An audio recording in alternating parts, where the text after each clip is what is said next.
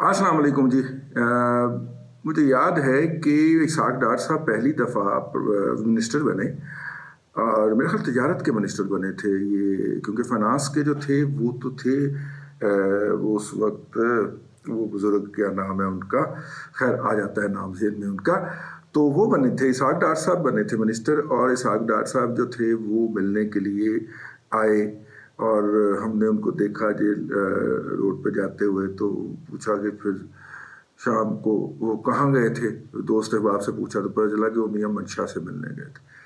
अच्छा जी, वजारत मिलने के बाद जो है या कोई अहम जिम्मेदारी मिलने के बाद जो है लोग अपने दोस्त अहबाब कुलीग्स असातिज़ा गुरूज जो होते हैं उनसे मिलने के लिए जाते हैं।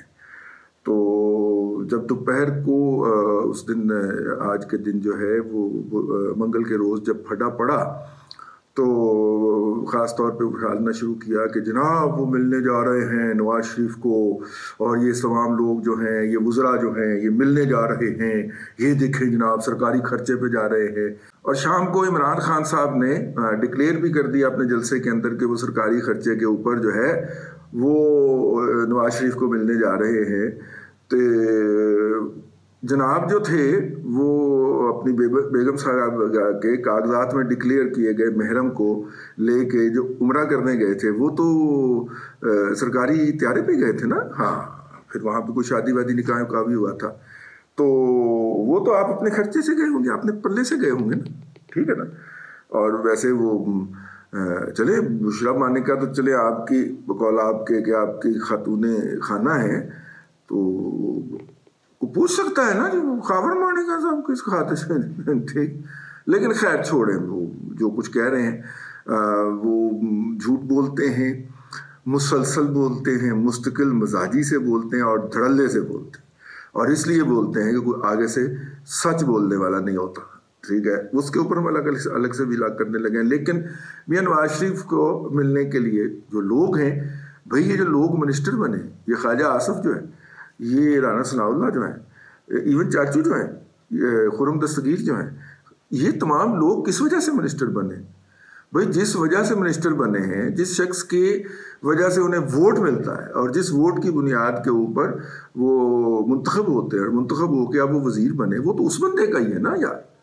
तो ये तो फिर रवायत है कि आप अपने गुरु का, आप अपने बुजुर्गों का, जिनकी निस्बत से आपको वो ओहदा मिला होता है, उनका शुक्रिया अदा करने जाते हैं। तो ये बेसिकली एक थैंक्स गिविंग विजिट होगा, वो शुक्रिया अदा करने जा रहे हैं अब उनका।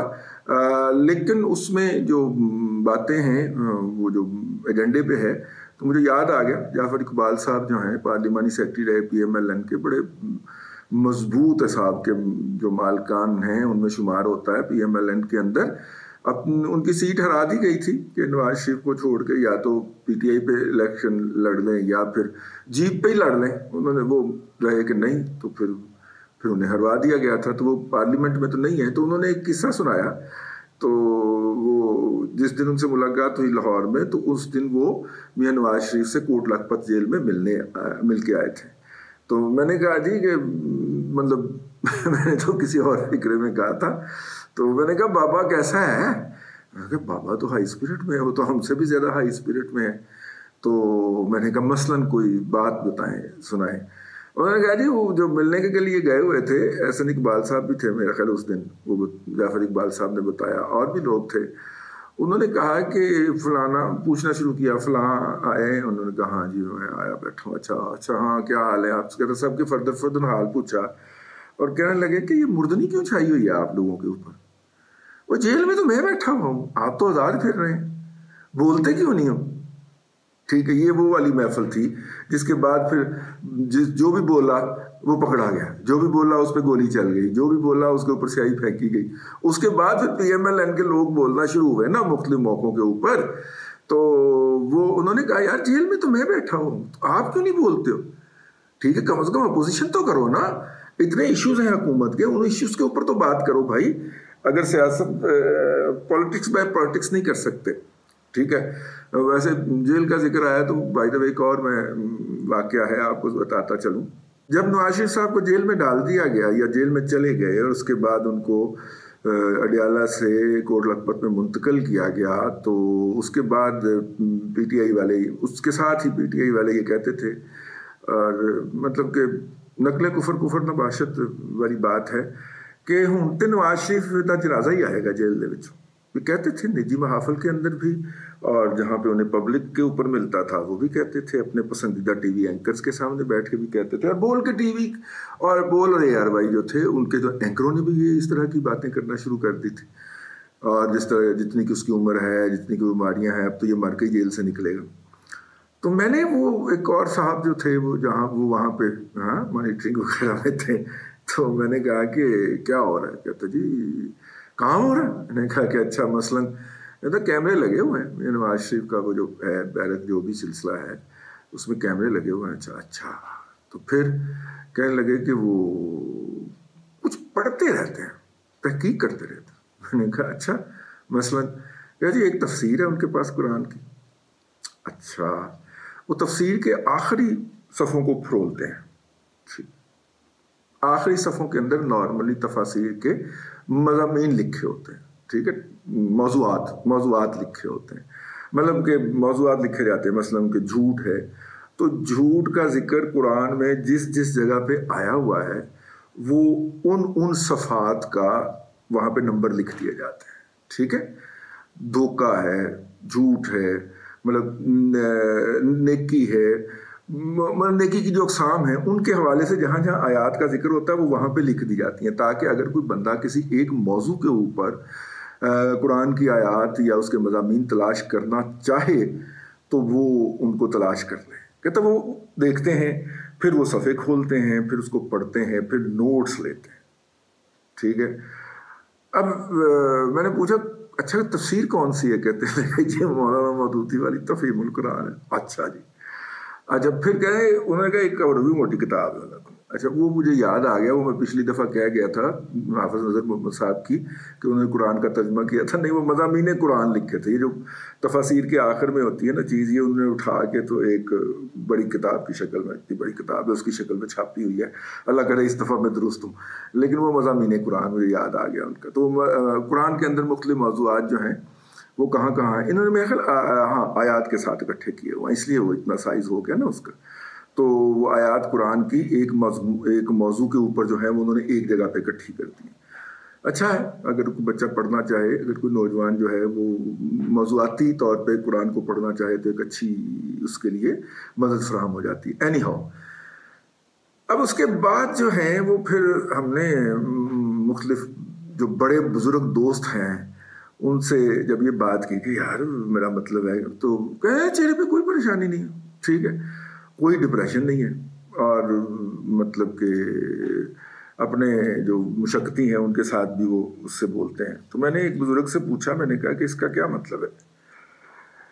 تو اس نے کہا اس بندے سے ڈر کے رہیں. بابا جی جیل بھی آیا ہے، کوئی پتہ نہیں وہ باہر بھی آندہ ہے کہ نہیں آندہ، اور اس کے مخالفین کہہ رہے ہیں کہ اس کی تو ڈیڈ باڈی ہی آئے گی وہاں سے، تو آپ کہہ رہے ہیں اس سے ڈر کے رہی. اس نے کہا اس سے ڈر کے رہی، وہ قرآن سے رہنمائی لے رہا ہے.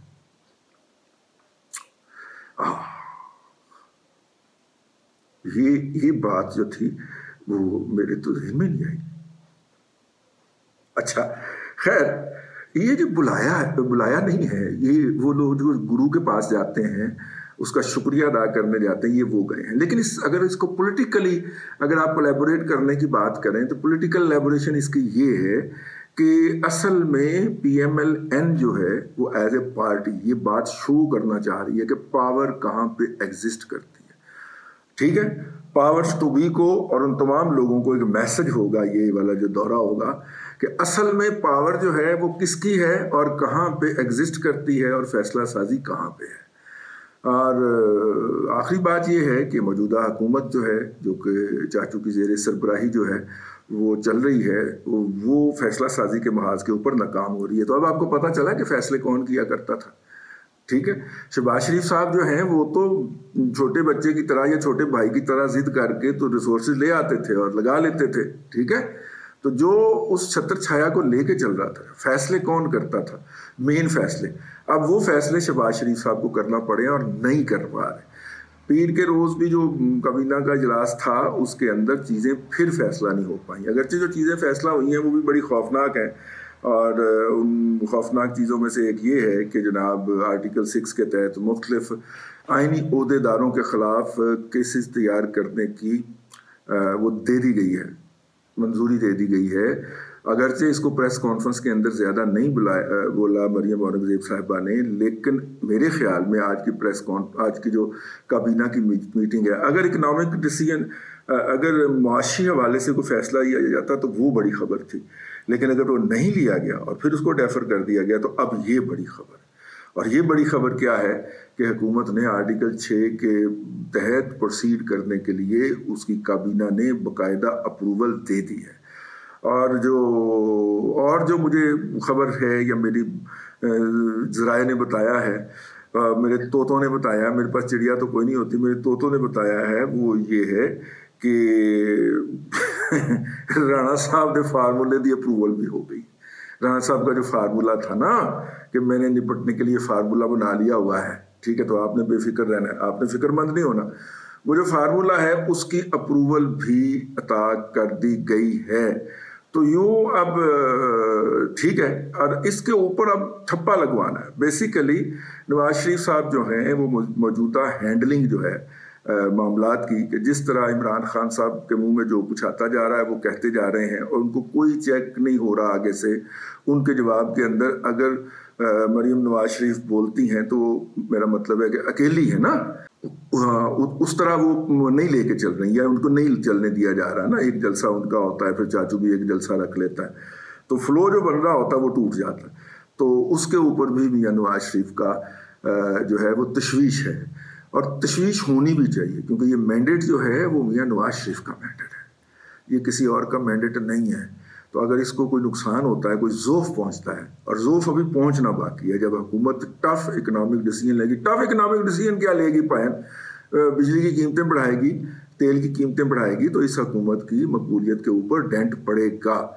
اگر الیکشن 2 ماہ بعد 3 ماہ بعد ہو جانے ہوتے تو چاچو کی اسٹریٹجی بہت اچھی تھی، لیکن اگر اس حکومت کو آگے جانا ہے، 2 ماہ سے آگے جانا ہے، 1 ماہ اس میں سے گزر گیا اور 1 ماہ اور بھی گزرنا ہے، کیونکہ ظاہر ہے کہ حکومت نے پی ٹی آئی کے کہنے کے اوپر تو الیکشن اناؤنس نہیں کرتے نا، اپنی کمزوری تو نہیں نا بنانا انہوں نے عمران خان کو، تو اگر یہ کرنا ہے تو اس کا مطلب ہے کہ اس حکومت نے آگے جانا ہے، تو اگر حکومت نے آگے جانا ہے تو چاچو فیصلہ سازی کے اندر 1 ماہ پہلے ہی لیٹ ہو چکے ہیں۔ اب وہ والی پاور ڈرائیو کرنے گئے ہیں وہ نواز شریف صاحب سے، جس کے بعد وہ واپس آ کے معاشی محاذ کے اوپر فیصلے لے سکیں، ٹھیک ہے۔ یہ ہے جی اب تک کی صورتحال۔ اس وقت تک کے لیے اتنا ہی۔ اللہ آپ کو آسانیاں عطا کرے اور آسانیاں خلق خدا میں تقسیم کرنے کی توفیق عطا کرے۔